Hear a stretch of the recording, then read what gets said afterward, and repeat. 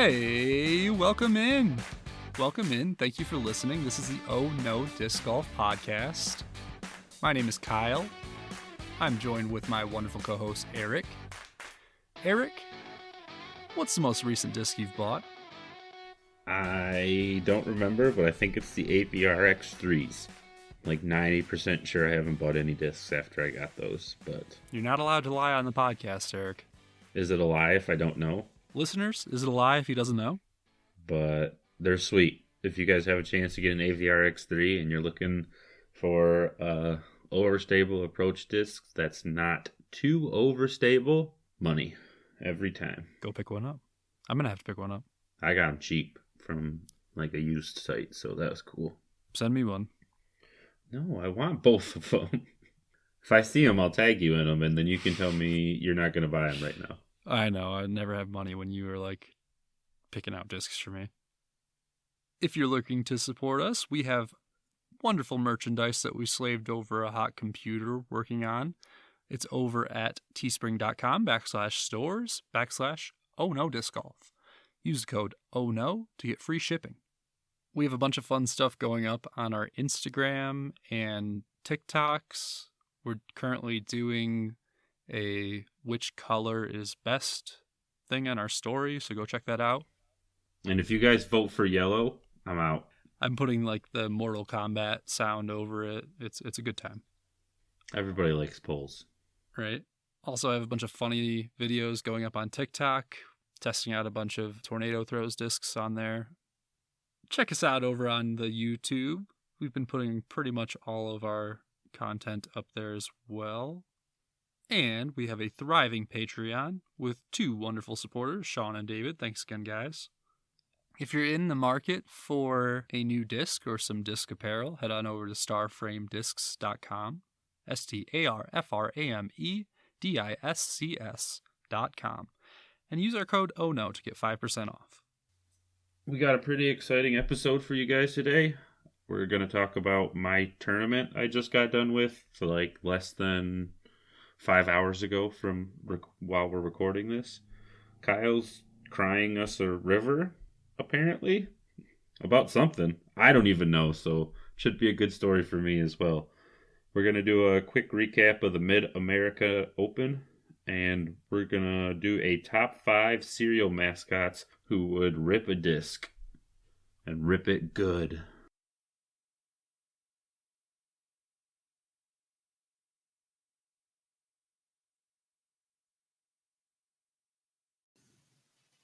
Today's podcast sponsor is Anchor. Anchor is the easiest way to make a podcast. First off, it's free. Second off, you can record and edit your podcast there. Also, they will distribute your podcast so you can be heard on Spotify and Apple Podcasts. It has everything that you need to make a podcast in one place. Download the Anchor app, or you can go to anchor.fm to get your podcast started today. This is what we're using on our podcast, so I can wholeheartedly recommend this, guys. So we do most of our recordings Sunday night before, we start a work week. And I had a tournament this Sunday, and it was a long 52 holes, 2-round course. Well, 26 holes around, but total of 52 holes. 52 rounds in one day. So it basically broke down to playing the size of 3 courses in one day. It's a lot of work. It was so much. And it wasn't just like a easy, it's up and down and trudging through mud and jumping over creeks.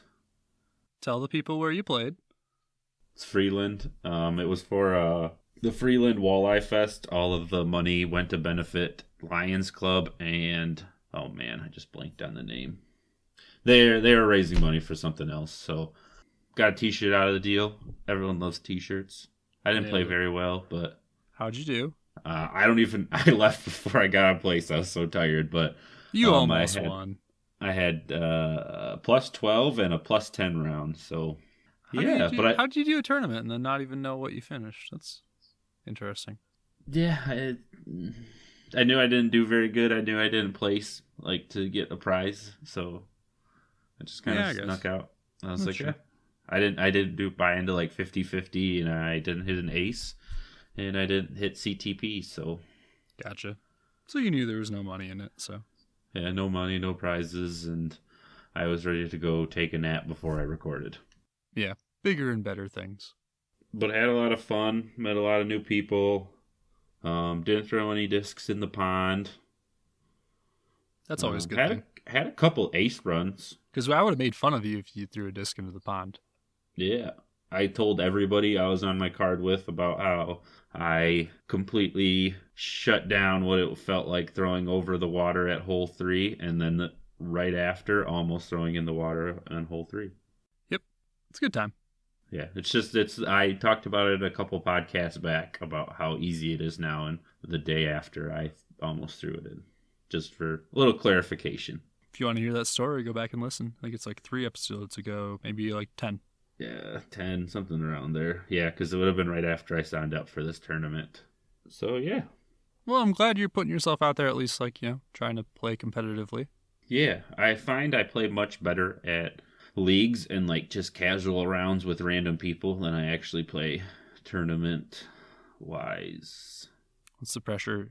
Yeah, I don't know if it's just, like, mental pressure, but... I do so much worse playing in front of people. I can't putt. I just can't putt. I'm decent at playing with people, but I don't know. It's just like something about a tournament. It's almost like when the tournament first starts off, I start to play so bad that I just don't feel like there's any way to like crawl out of the hole. So I don't know. I don't know what goes through my head because I'm never like having a bad time. It's not like I'm like constantly beating myself up. I'm just like, all right, on to the next hole, but I just never actually get out of that hole. What are you gonna do? Yeah. Just gotta hop back out on the horse and try it again. Yeah, keep on approaching it with that same attitude, and eventually you will have... I mean, you said you had a good part to the second round, right? Yeah, started off really good, and then just threw it all away really quick. And that was almost more frustrating than just like having a not that great round the whole time, but like just start off like that hot and like... get string 3 or 4 birdies in a row and then throw it all away in like a period of like I think like 4 holes I added like 10 strokes. So it's glass half full or glass half empty? Are you happy that you got the birdies at all, or are you sad that you did better? And it was much more frustrating after the birdies to head that route. I mean, I think either way you probably would have been frustrated, but yeah. Yeah. I wasn't frustrated in the first round. I was having a great time, even though I was losing horribly. But whatever. Shit happens. On to the next one. Yeah. What are you going to do? I think course par, I would have been 2 under. Because for the tournament, they put everything as 3s, and course par is like quite a bit different. So I think I would have been 2 under compared to course par for my second round, which isn't terrible. Yeah, count that as a win. Even for my first round. So not horrible, but... Playing everything as par 3 is really difficult. Yeah, yep. It's like hard to just like get that good feeling when you just make a par. Like on like the longer holes when you just hit par. It's like hard to really feel good about it. Yeah. No, I'd be jazzed if I hit it on my far one. Yeah. Yeah. It's like a 716 foot par 3. So you like could do it because you could like throw a 360 drive, then like a 360 foot upshot, or not upshot, but like second shot, and you could be like, but you'd have to shoot 2 perfect shots to get par, basically, right? Yes. And then still make a putt of some sort. Yep, it's all wide open. Yeah. So but there's a Mando. Gotcha. It's almost worse when it's wide open. Like those holes that you have all this room and you can like choose your shot is worse for me than like you have to throw this shot or else it's never going to work. Because then it's like it takes all the thinking out of it. Right. And there's holes on either side of it too, but there's nothing in between them. So the fairways are pretty much, you're like almost aiming at each other the entire time. It's a really interesting hole. Huh. Yeah. Fun place to get hit. Get smacked. What are we talking about? You're gonna cry? I'm excited. No, this is just my little bit of sadness over the my nuke. Oh, yeah. Now you remember? Yeah. I mean, I knew it happened. I just didn't know that's what we were talking about. I didn't play in a tournament, didn't do any tags leagues. I did play like 3 rounds, but it was me struggling against myself putting more than anything. I'm driving fine, upshots are fine. I just can't putt. And fighting the wind. That is a lot of it. But yeah, I thought that the new Ezra Nuke, the Tour Series one, would be my new favorite thrower, and I threw it probably 5 times and then left it. Such a bad parent. I know, I feel so bad. Hopefully, whoever found that disc gives it a good home away from this disc abuser. If you want to see a funny video, I made a video about it on the Instagram and TikTok, and it was a really pretty nuke. It was so pretty. I feel so bad that I just left it, and I didn't even notice until the next day. So there was like no way that it was still there. I don't have my number on it. Tisk. I know. Careless. No, cry. So that's me crying river. Play Kyle in the future. Put sad music over all this. Yeah, I'm playing the world's smallest violin for you. Wah. It is. That's really sad. I've almost left a couple discs behind that I really like. So yeah, I've almost done it a bunch of times, but this is the first time that I've done it with like a disc that I had just gotten really excited about. It was a birthday present, like, yeah. So, but luckily, I have an awesome wife who just like saw the pain and heard the pain and immediately decided to go like find another one for me. I have one video of myself throwing it. You just like play that on loop as you. I missed Amando. It's not a good video. It's super. Those are so overstable, so it makes sense why you would like it.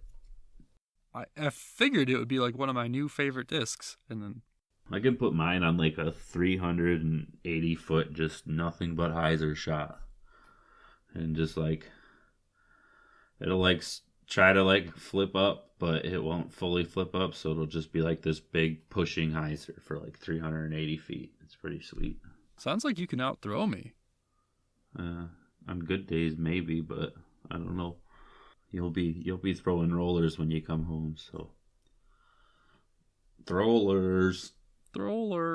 Yeah, if you saw me throw the prototype from Tornado Throw, I am not good at rollers. They're tough. Went directly into a fence. Yeah, that one. That's gonna be a sweet disc once they get all the kinks figured out in it.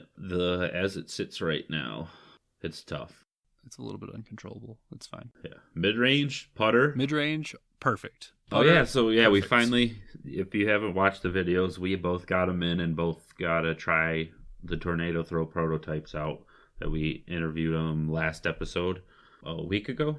And mid-range and putter are some of the sweetest discs I've actually thrown. Kyle would like the putter more if it was beaded, but it's a different discussion. But it's okay. For throwing, it's really comfortable. Yeah, it's a really nice putter. And then, yeah, the fairway driver, they're already working on finding a way to get it to be max weight and to kind of adjust the flight characteristics of it. So that's cool. They're really just listening to the testers. Yeah, took what the prototype testers said and already fixing the problems. But it will be a very good beginner disc. If anybody out here listening has the prototypes, save that disc for when you want to get like your kid or your girlfriend or wife, fiance, whatever.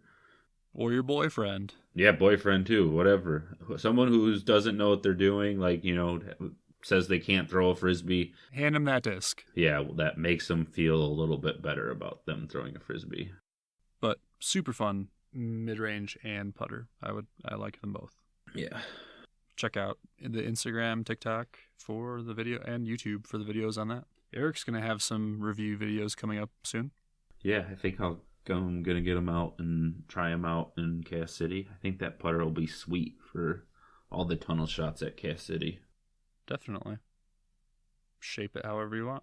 Anyway, Kyle's done crying. He's not until he gets his disc in. But yeah, I need the other one in. So maybe by the time the next episode comes out, he won't be crying anymore. Yeah. No more crying, Kyle.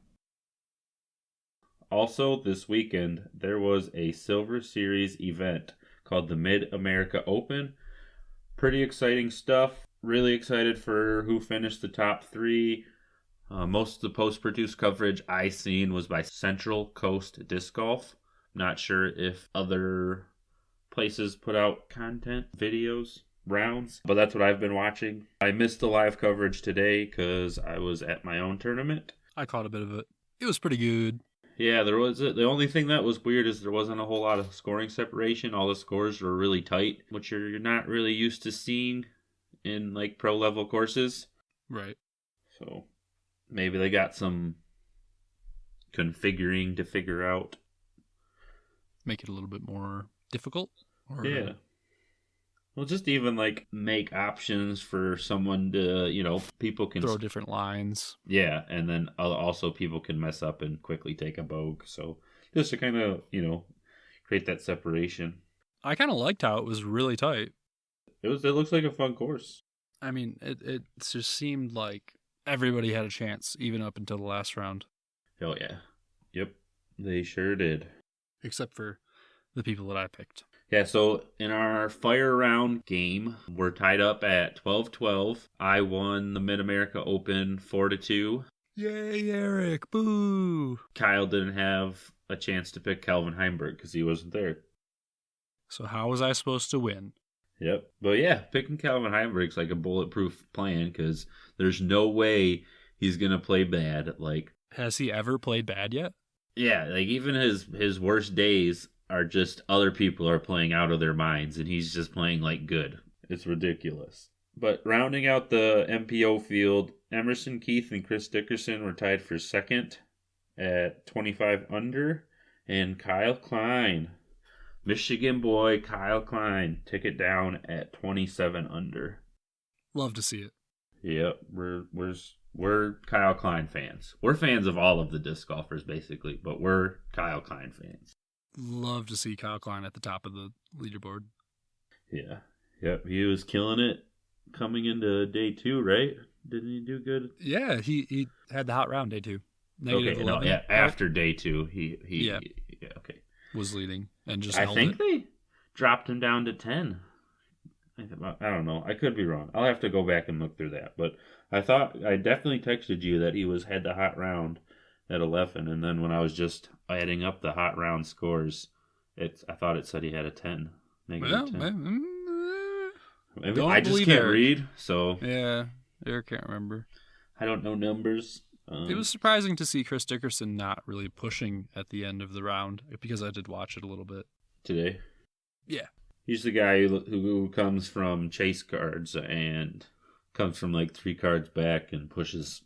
So the fact that he didn't quite take it down, yeah, it's pretty strange.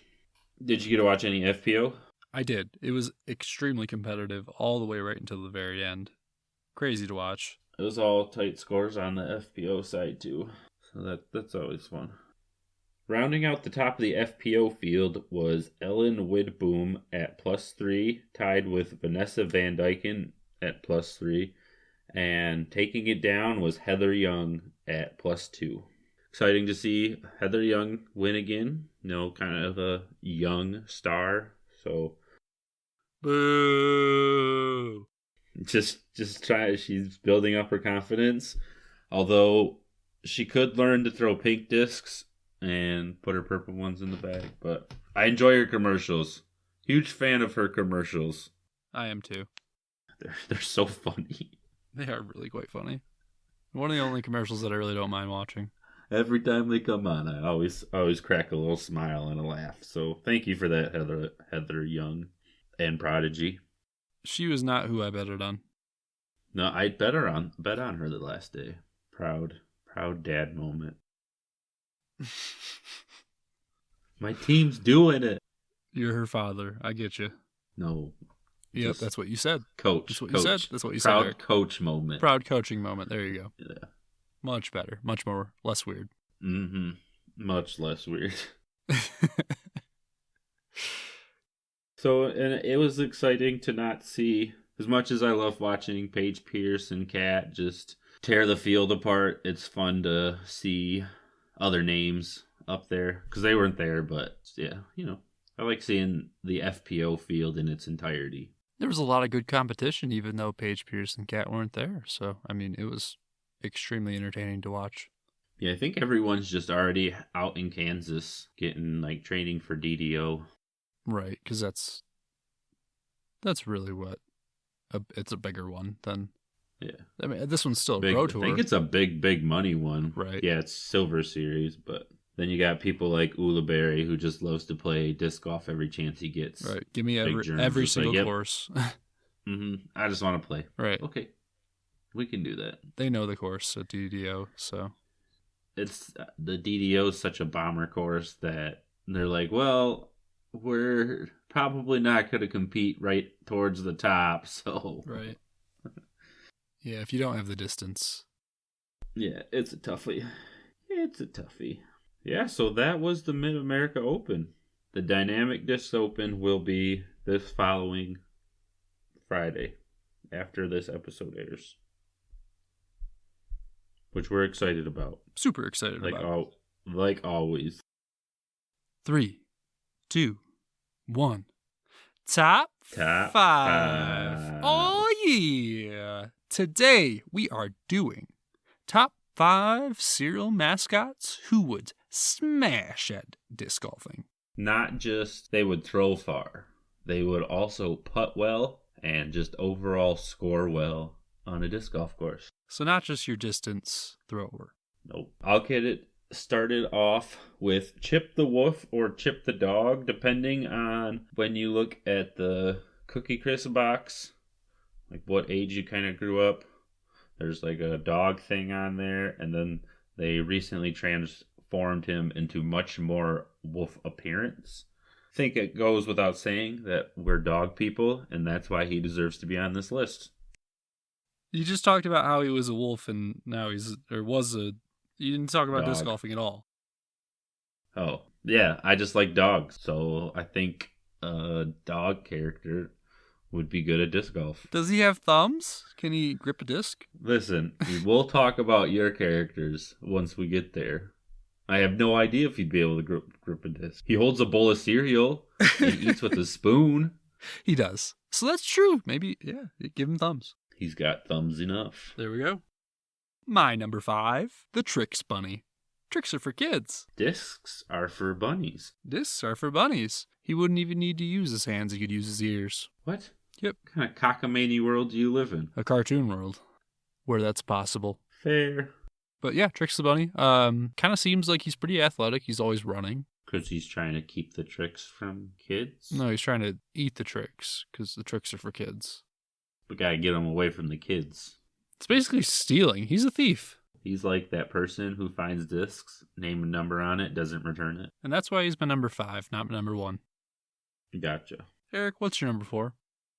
My number 4 is Snap from Rice Krispies, Snap, Crackle, and Pop. I picked Snap because I don't really know this, but I like to think of Snap as the oldest of the 3. Maybe they're triplets. Maybe he's the youngest, but I think of him as the oldest. I think he would probably play the best because he's the most athletic because he's the oldest. Did I say that already? I feel like you've said that like 3 times, but whatever. Oh, okay. No, Yeah. I'm just kidding, man. He looks kind of short, so maybe he'll have like that Drew Gibson power. They're all kind of short, bro. Yeah, I mean, they apparently fit in rice cereal, so they have to be pretty small. It fits really well into my number 4, Pop. Of Snack Crackle. Crackle. That's not Grapple. Grapple. Yeah, Grapple. Snap, Crackle, Pop. He's Pop. Why? Because he's got pop, bro. Gonna snap that disc right out of there. He's. I think he's like the youngest. He's the young. He's the youngest of the bunch, and he has the most promise. The other ones are, old and fragile. He's the real deal. Didn't you say he needed Snap to snap that disc out of there? No, to pop it. Pop it out of there like a gun. Pooh. Sounds like Pop might be a good putter, but I don't know if he's got the snap to get him to the basket. All right, well, what's yours have? Snap. My number 3, I picked Quickie, the Nesquik bunny. Basically, I picked him because I didn't know there was a Nesquik cereal. Did it make your milk into chocolate milk? Yeah, that's what I found out about it after I picked him, It's like the decided to whole pick thing. him. Yeah. And Kyle already took the Tricks bunny, so I wanted a bunny because I feel like out of most animals, I think a bunny could be pretty good at disc golf. They got strong legs, if they're hopping. And yours isn't a thief. Not that we know of. Yeah, I guess. Hasn't been caught. Yeah. I don't remember the cereal, so I don't remember the commercials, but I do remember the Nesquik bunny, but from like the powder that you make chocolate milk with. So, yep. Nailed it. Quickie is his name, in case you guys are ever curious. I'm sure they were. My number 3 is Captain Crunch. Is there an explanation needed? He has cannons. You can't put a disc in a cannon. You can't tell a mascot what to do. They can approach it however they want. No. Anyway, he's a person, and he should be able to throw a disc fairly well. Oh, yeah, because he is a human. Yeah, got thumbs. Does he have a peg leg? Yes, but I think that would just help with stability, He could just use it as his brace and then turn on his peg leg? Yeah. Gotcha. Makes sense. That'd be sweet, actually. If you have a peg leg and you disc golf, hit us up. I wanna know how that goes. Yeah. Yeah. It's probably the weirdest thing I've ever said. My number 2 is Sonny the Cuckoo Bird from Cocoa Puffs. Because he's cuckoo for Cocoa Puffs. I almost picked him. And the reason I picked him is because I think if they had a tournament, they could put Cocoa Puffs as the prize. And then he'd play really, really good because he's cuckoo for Cocoa Puffs. Don't you think he would just try and steal the prize and not even, or cheat to win? Does he normally? I feel like, yeah. He's like an anything to get that prize. I'll So he's like a drug addict. Murder the entire crowd to get those Cocoa Puffs. Well, I mean, if he did that, if he killed the entire playing field, he would naturally be the best one there. So it would still make him the best disc golfer in the area. All right. Should have put him number 1, maybe. Now I feel bad about putting him on it at all. Apparently he's a serial killer. My number 2, Lucky from Lucky Charms. He's the great leprechaun that the kids are always stealing as Lucky Charms. There have to be Lucky Charms. Again, almost human-like, so... Short, though. Real short. Real short, but then magic. Mm-hmm. Which, there's no rules against magic, so prove me wrong that he can't use magic. Huh. Yeah, but I feel like we'd have to make new rules. Eventually. But right now, no rules against that. So guess what? He's using magic to help him. At least until it's banned. Interesting choice. I like it. My number 1 pick, the best serial mascot disc golfer that ever was, or ever will be, is Cinnamon from the Applejacks. And the reason I picked him, he's tall and lanky, so he can really get that good, body momentum to throw the disc far. And he's kind of like, they play him off as the hippie type, so hippies are usually pretty good at disc golf, or at least can throw a frisbee well. And in the Applejacks, in the Applejacks commercial, he goes, "Cinnamon is the winner-man." So he's the winner, naturally. You know what? I didn't remember what you were talking about until you said that, and that just triggered so many memories. I never liked Applejacks. I always thought they were disgusting. I really liked them. Ugh, but now I get what you mean. That would be a really good disc golfer. Yeah, nice and tall, lanky, long arms. He can skateboard. I don't know what that has to do with disc golf, but skaters move on to disc golf really easily. Apparently. Allegedly. Yep. So yeah, vote for Cinnamon. Cinnamon. My number one, the definitive best cereal mascot who would smoosh disc golfing, Tony the Tiger. They're great. I think Tony the Tiger would be an excellent disc golfer. Do you think he would beat Cinnamon? No, because Cinnamon is the winner man. No, but Tony the Tiger is great. Yeah. I mean, I've played great before, and I still wasn't the winner. Did Cinnamon work out? Because Tony the Tiger's ripped.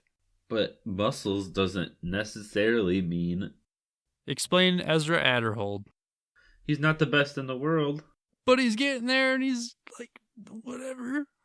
Yeah, I'm just messing with you. Look at Calvin Heimberg. He's a string bean. I could see it. If Calvin Heimberg grew long hair, he would basically be Cinnamon. Like, you know, like long, like falling back hair, not like long, curly. All right, well, we'll have to do some sort of a simulation, see who's going to be the best. Maybe we'll put up a poll on our social medias. Yeah, do that. After the colors. Yeah, because the colors are really important. Today, we talked about Eric almost winning a tournament. Kyle crying. We recapped the Mid-America Open. And we had a riveting top 5. This time it was cereal mascots who would smoosh disc golfing. Eric, we made it through another episode. Congratulations. Barely.